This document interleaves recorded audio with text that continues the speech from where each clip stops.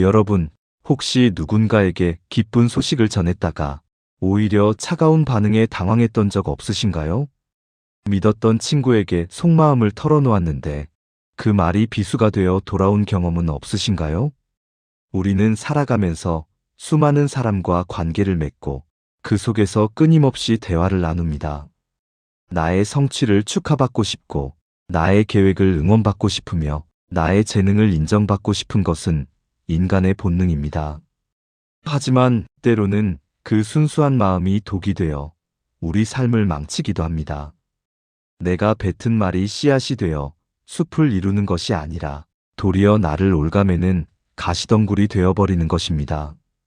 조선 후기 최고의 실학자이자 사상가였던 다산 정약용 선생님은 무려 18년이라는 긴 유배 생활을 견디며 인간의 본성과 세상의 이치를 뼈저리게 통찰하셨습니다. 가장 높은 곳에서 가장 낮은 곳으로 추락해 본 사람만이 알 수 있는 처절하고도 날카로운 지혜가 그의 글 속에 담겨 있습니다. 정약용 선생님은 세상의 풍파 속에서 자신을 지키고 나아가 뜻한 바를 이루기 위해서는 반드시 입을 다스려야 한다고 강조하셨습니다. 오늘 우리는 다산의 지혜를 빌려 아무리 가까운 사이라도, 아무리 자랑하고 싶은 순간이라도 절대 남들에게 자랑해서는 안 되는 세 가지에 대해 깊이 있게 이야기 나누어 보려 합니다. 이 세 가지만 잘 지켜도 여러분은 불필요한 적을 만들지 않을 수 있으며 여러분의 소중한 성취와 행복을 안전하게 지킬 수 있습니다. 우리가 가슴에 새겨야 할 세 가지 원칙은 다음과 같습니다. 첫째, 자신의 재물과 성취를 함부로 드러내지 않는 것입니다. 둘째, 자신의 재능과 지혜를 과시하여 남을 압도하지 않는 것입니다. 셋째, 앞으로 이루고자 하는 비밀스러운 계획을 미리 발설하지 않는 것입니다. 본격적인 이야기에 앞서 다산 선생님께서 겪으셨던 짧은 일화를 하나 들려드리겠습니다. 다산은 젊은 시절 정조대왕의 총애를 한몸에 받으며 승승장구했습니다. 그의 뛰어난 재능과 빛나는 문장력은 세상의 찬사를 받기에 충분했습니다. 하지만 그 빛이 너무나 강렬했던 탓일까요? 주변에는 그를 시기하고 질투하는 정적들이 독버섯처럼 자라났습니다. 그들은 다산의 말 한마디, 글 한 줄을 꼬투리 잡아 끊임없이 모함했고 결국 다산은 멸문지화의 위기 속에서 기나긴 유배길에 오르게 됩니다. 강진의 낡은 초가집인 사이제에 머물며 다산은 비로소 깨달았습니다. 자신의 재능을 감추지 않고 드러냈던 것이 마치 날카로운 칼날을 휘두르며 걷는 것과 같았음을 말입니다. 그리고 아들에게 보내는 편지에 이렇게 적었습니다. 재난을 피하는 가장 좋은 방법은 입을 다무는 것이다. 자, 그렇다면 우리는 이 냉혹한 세상에서 어떻게 처신해야 할까요? 다산 정약용 선생님의 가르침을 통해 하나씩 짚어보겠습니다. 첫째, 자신의 재물과 성취를 함부로 자랑하지 않는 태도입니다. 우리는 흔히 좋은 일이 생기면 가장 가까운 사람에게 알리고 싶어 합니다. 복권에 당첨되거나 주식으로 큰 돈을 벌었거나 혹은 자녀가 좋은 대학에 합격했을 때 그 기쁨을 나누면 배가 될 것이라 믿기 때문입니다. 예를 들어보겠습니다. 오랜 시간 빚에 시달리던 김철수 씨가 있습니다. 그는 각고의 노력 끝에 사업에 성공하여 큰 돈을 벌게 되었습니다. 너무나 기쁜 나머지 그는 가장 친한 친구들을 불러 술을 사며 자신의 성공담을 늘어놓았습니다. 이제 나도 살만해졌어. 이번에 산 아파트가 얼마나 좋은지 몰라. 철수 씨는 친구들이 진심으로 축하해 줄 것이라 믿었습니다.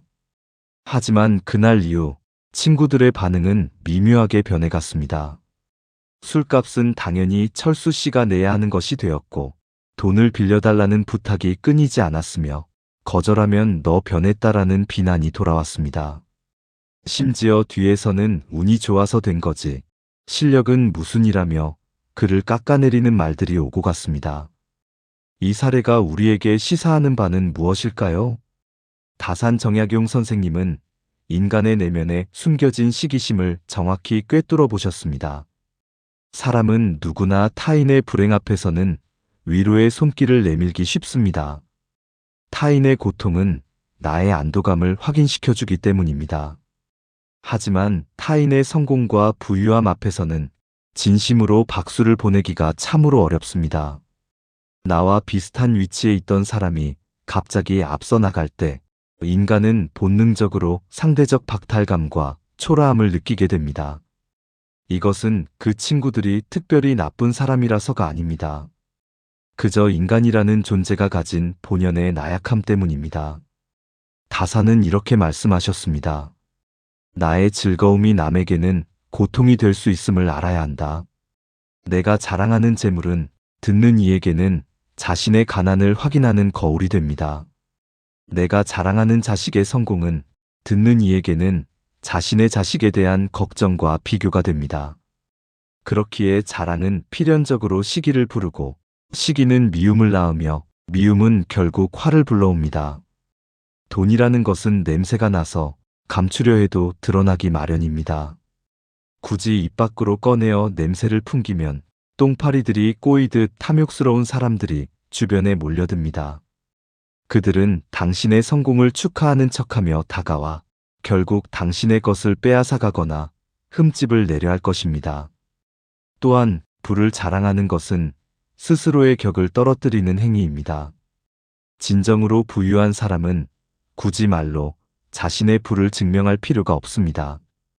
여유로운 태도와 너그러운 마음씨에서 그 풍요로움이 자연스레 배어나오기 때문입니다. 반면 졸부나 마음이 가난한 자일수록 비싼 명품과 화려한 언변으로 자신을 포장하려 애씁니다. 다사는 검소함을 최고의 미덕으로 여기셨습니다. 그는 부유할수록 더욱 몸을 낮추고 가난한 이들을 배려하는 마음을 가져야 한다고 강조했습니다. 자랑할 시간에 베푸십시오. 말로 떠벌릴 시간에 조용히 지갑을 열어 밥을 사십시오. 내가 가진 것을 입으로 자랑하면 질투를 사지만 행동으로 베풀면 존경을 삽니다. 이것이 바로 부를 지키고 사람을 잃지 않는 지혜입니다. 그러므로 여러분, 통장 잔고가 늘어날수록 입은 무거워져야 합니다. 좋은 일이 생겼을 때 그 기쁨을 만천하에 알리고 싶은 충동을 억누르십시오. 그 에너지를 내면으로 돌려 나 자신을 더욱 단단하게 만드는 데 쓰십시오. 굳이 말하지 않아도 시간이 지나면 여러분의 성취는 은은한 향기처럼 퍼져나가게 될 것입니다. 그때 받는 인정이야말로 진정한 명예이며 누구도 깎아내릴 수 없는 진짜 성공입니다. 둘째, 자신의 재능과 지혜를 과시하여 남을 압도하지 않는 태도입니다. 현대 사회는 자기 PR의 시대라고들 합니다. 자신의 능력을 적극적으로 알리고 포장하는 것이 미덕처럼 여겨집니다. 하지만 인간관계의 본질적인 측면에서 볼 때 지나친 재능의 과시는 여전히 위험한 불장난과 같습니다. 회사 생활을 예로 들어보겠습니다. 신입사원 이영애 씨는 업무 능력이 매우 뛰어납니다. 선배들이 며칠 걸려 할 일을 단 몇 시간 만에 해치우고 회의 시간마다 날카로운 지적과 창의적인 아이디어를 쏟아냅니다. 영애 씨는 자신의 유능함을 인정받고 싶어 이건 이렇게 하면 쉬운데 왜 다들 어렵게 하시는지 모르겠어요 라며 가볍게 말하곤 합니다. 그녀의 의도는 악의가 없었을지 모릅니다. 하지만 결과는 참혹했습니다. 동료들은 그녀를 잘난 척하는 사람이라며 따돌리기 시작했고 상사는 자신의 무능함이 드러날까 두려워 그녀에게 중요한 업무를 맡기지 않았습니다. 결국 영애 씨는 뛰어난 재능을 가졌음에도 불구하고 조직에서 고립되어 제 뜻을 펼치지 못하게 되었습니다. 다산 정약용 선생님의 삶이 바로 이 원칙의 가장 강력한 증거입니다. 다산은 당대 최고의 천재였습니다. 그의 지식은 유학 경전부터 과학, 의학, 법학에 이르기까지 미치지 않는 곳이 없었습니다. 하지만 그 뛰어남은 양날의 검이었습니다. 그의 날카로운 논리는 상대방을 베었고 그의 빛나는 식견은 다른 신하들을 그림자로 만들었습니다. 다산은 훗날 유배지에서 자신을 돌아보며 뼈저린 후회를 남겼습니다. 나의 재주가 남보다 뛰어남을 믿고 남을 업신여기거나 가르치려 들었던 것이 나의 가장 큰 죄다. 재능을 드러내는 것은 마치 주머니 속에 든 송곳과 같습니다. 아무리 감추려 해도 뾰족한 끝이 삐져나와 남을 찌르게 됩니다. 사람들은 자신보다 뛰어난 사람을 동경하면서도 동시에 깊은 열등감을 느낍니다. 특히 그 뛰어난 사람이 겸손하지 않고 오만하다면 그 열등감은 곧바로 적개심으로 바뀝니다. 저 사람은 나를 무시해. 저 사람 앞에서는 내가 바보가 된 기분이야. 이런 생각이 드는 순간 사람들은 본능적으로 방어 기제를 작동시키고 공격 태세를 갖춥니다. 다사는 재능이 있어도 없는 듯하고 알아도 모르는 듯 행동하라고 가르쳤습니다. 이것은 비겁하게 숨으라는 뜻이 아닙니다. 자신의 빛을 조절하여 상대방의 눈을 부시게 하지 말라는 배려의 지혜입니다. 진정한 고수는 칼을 함부로 뽑지 않습니다. 칼집에 꽂혀 있을 때 그 무게감이 더 크게 느껴지는 법입니다. 여러분이 가진 지식과 재능을 남을 이기거나 무시하는 데 사용하지 마십시오. 논쟁에서 이기려 들지 마십시오. 말로 상대를 제압하면 순간의 승리감은 얻을지 몰라도 사람의 마음은 영원히 잃게 됩니다. 상대방이 틀린 말을 하더라도 면전에서 면박을 주거나 지적하여 망신을 주지 마십시오. 그저 부드러운 미소로 넘기거나 상대가 스스로 깨달을 수 있도록 돌려서 말하는 여유가 필요합니다. 또한 공을 세웠을 때는 반드시 그 공을 주변 사람들에게 돌려야 합니다. 제가 잘해서 된 일입니다 라고 말하는 순간 모든 화살은 당신을 향합니다. 하지만 선배님이 도와주신 덕분입니다. 동료들이 함께 해준 결과입니다 라고 말하며 공을 나누면 사람들은 당신의 능력을 의심하는 것이 아니라 오히려 당신의 인품을 칭송하게 됩니다. 자신을 낮춤으로써 오히려 높아지는 역설, 이것이 바로 처세의 핵심입니다. 물이 낮은 곳으로 흘러 바다가 되듯 사람의 마음을 얻으려면 자세를 낮추고 귀를 열어야 합니다. 여러분이 가진 날카로운 재능을 부드러운 겸손의 천으로 감싸 안으십시오. 그럴 때 비로소 여러분의 재능은 세상을 이롭게 하고 여러분을 지켜주는 든든한 무기가 될 것입니다. 셋째, 앞으로 이루고자 하는 비밀스러운 계획을 미리 발설하지 않는 태도입니다. 우리는 새로운 목표를 세우면 마치 이미 이룬 것처럼 들떠서 주변에 이야기하곤 합니다. 나 이번에 다니던 회사 그만두고 카페 창업할 거야. 나 이제부터 다이어트해서 바디 프로필 찍을 거야. 나 공무원 시험 준비 시작했어. 이렇게 선언을 하면 스스로에게 동기부여가 될 것이라고 착각합니다. 하지만 다산의 지혜는 정반대를 가리킵니다. 일이 성사되기도 전에 말부터 앞세우면 반드시 그 일을 그르치게 된다. 여기에는 아주 현실적이고 심리적인 이유가 숨어 있습니다. 먼저 계획을 미리 말하는 것은 일을 추진할 내면의 에너지를 미리 써버리는 것과 같습니다. 심리학 연구에 따르면 자신의 목표를 남들에게 말하고 칭찬을 들으면 뇌는 이미 그 목표를 달성한 것과 같은 만족감을 느낀다고 합니다. 와, 대단하다. 너라면 잘할 거야. 라는 말을 듣는 순간 우리 뇌는 착각에 빠집니다. 아직 아무것도 시작하지 않았는데 이미 성공의 달콤함을 맛본 것입니다. 그 결과 실제로 그 목표를 이루기 위해 필요한 고통스러운 노력을 감내할 동력이 현저히 떨어지게 됩니다. 말하느라 진을 빼고 막상 실천할 힘은 남아있지 않게 되는 것입니다. 두 번째 이유는 방해꾼의 등장입니다. 세상에는 남이 잘 되는 것을 배 아파하는 사람들이 생각보다 많습니다. 여러분이 원대한 계획을 말하면 진심으로 응원해주는 사람도 있겠지만 대부분은 부정적인 반응을 보입니다. 요즘 경기가 얼마나 안 좋은데 창업이야? 망하려고 작정했어? 내 나이에 무슨 새로운 공부야? 그냥 다니던 회사나 다녀. 이런 부정적인 말들은 알게 모르게 여러분의 무의식에 스며듭니다. 정말 내가 할 수 있을까? 실패하면 어떡하지? 라는 의심의 씨앗이 자라나 결국 시작도 해보기 전에 포기하게 만듭니다. 심지어 아기를 품은 누군가는 여러분의 아이디어를 도용하거나 앞길을 교묘하게 방해할 수도 있습니다. 비밀은 지켜질 때 힘을 발휘합니다. 호리병의 뚜껑을 열어두면 향기가 다 날아가 버리듯 계획을 누설하면 그 기운이 흩어집니다. 다산 정약용 선생님은 아들에게 학문하는 자세를 가르치며 이렇게 말씀하셨습니다. 책을 읽을 때는 그 책을 다 읽고 난 뒤에야 비로소 읽었다고 말하라. 다 읽지도 않고 읽고 있다고 떠벌리는 것은 학자의 태도가 아니다. 이는 단순히 공부에만 국한된 이야기가 아닙니다. 인생의 모든 과업에 적용되는 진리입니다. 농부가 씨앗을 심고 나서 매일 흙을 파헤쳐 싹이 텄는지 확인하고 동네방네 자랑한다면 그 씨앗은 뿌리를 내리지 못하고 말라 죽을 것입니다. 씨앗은 어둡고 차가운 흙 속에서 묵묵히 침묵의 시간을 견뎌야만 비로소 싹을 틔우고 꽃을 피울 수 있습니다. 성공하고 싶다면 침묵이라는 갑옷을 입으십시오.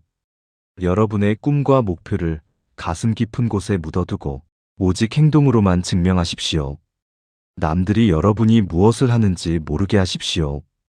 그들이 여러분의 성공을 알아차릴 때는 이미 결과가 완벽하게 만들어진 후여야 합니다. 언제 이런 걸 준비했어? 라며 사람들이 놀라워할 때 그때 비로소 담담하게 미소 지으면 됩니다. 준비 과정은 철저히 어둠 속에 숨기고 결과물만을 빛 속에서 드러내십시오. 이것이 바로 전략가의 태도이며 실패를 줄이고 성공 확률을 극대화하는 비결입니다. 여러분, 말이라는 것은 참으로 묘한 힘을 가지고 있습니다. 사람을 살리기도 하고 죽이기도 하며 흥하게도 하고 망하게도 합니다. 다산 정약용 선생님이 18년의 고독 속에서 길어올린 이 세 가지 원칙, 즉 재물을 자랑하지 말고 재능을 과시하지 말며 계획을 발설하지 말라는 가르침은 오늘날 복잡한 인간관계 속에서 살아가는 우리에게 더욱 절실한 지침이 됩니다. 우리는 왜 그토록 자랑하고 싶어 할까요? 그것은 아마도 내면의 결핍 때문일 것입니다. 남들에게 인정받아야만 나의 존재 가치가 증명된다고 믿기 때문입니다. 하지만 진정으로 내면이 꽉 찬 사람은 타인의 인정에 목말라 하지 않습니다. 빈 수레가 요란하고 속이 빈 깡통이 시끄러운 법입니다. 여러분의 가치는 남들의 좋아요나 부러움 섞인 시선에 달려있지 않습니다. 여러분의 가치는 여러분 스스로가 자신을 얼마나 아끼고 사랑하며 묵묵히 자신의 길을 걸어가느냐에 달려 있습니다. 이제부터라도 훈련이 필요합니다. 입이 근질거리는 순간, 자랑하고 싶은 마음이 턱 밑까지 차오르는 순간, 한 번만 꿀꺽 삼키십시오. 이 말을 해서 내가 얻을 것은 무엇이고 잃을 것은 무엇인가? 를 냉정하게 따져보십시오. 대부분의 경우 말하지 않음으로써 얻는 평화가 말함으로써 얻는 찰나의 쾌감보다 훨씬 큽니다. 누군가 당신의 근황을 물을 때 지나치게 솔직해지지 마십시오.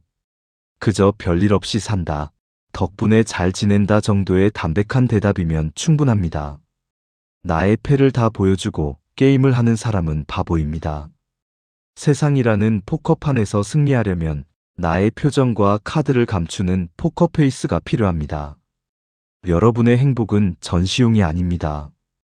쇼윈도에 진열된 상품처럼 남들에게 보여주기 위해 사는 삶이 아닙니다. 행복은 지극히 사적인 것이며 나와 내 가족, 정말 소중한 몇몇 사람들과 조용히 누릴 때 가장 빛나는 것입니다. 다산의 지혜를 다시 한번 마음에 새겨봅시다. 말을 아껴라. 그것이 너를 지키는 가장 단단한 방패다. 우리가 이 원칙을 지킬 때 우리의 삶은 불필요한 소음에서 벗어나 고요하고 단단해질 것입니다. 사람 때문에 상처받는 일이 줄어들고 에너지가 분산되지 않아 원하는 목표에 더 빠르게 도달할 수 있을 것입니다.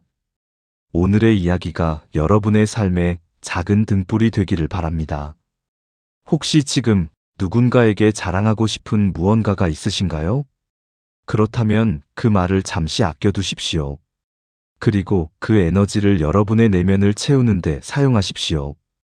침묵 속에서 연그러가는 여러분의 삶이 언젠가 세상 그 어떤 말보다 더 큰 울림을 주게 될 것입니다. 오늘 함께 나눈 다산정약용 선생님의 지혜가 여러분의 마음 밭에 단단히 뿌리내리길 소망합니다. 세상의 시끄러움 속에서도 나만의 고유한 중심을 잡고 살아가는 여러분을 응원합니다. 여러분의 지혜로운 침묵이 더 큰 성공과 평화를 가져다 줄 것임을 믿어 의심치 않습니다. 오늘 이야기가 여러분의 마음에 작은 울림을 주었다면 구독과 좋아요로 함께 해주세요.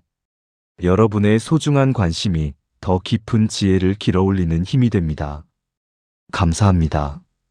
깨달음의 광장이었습니다.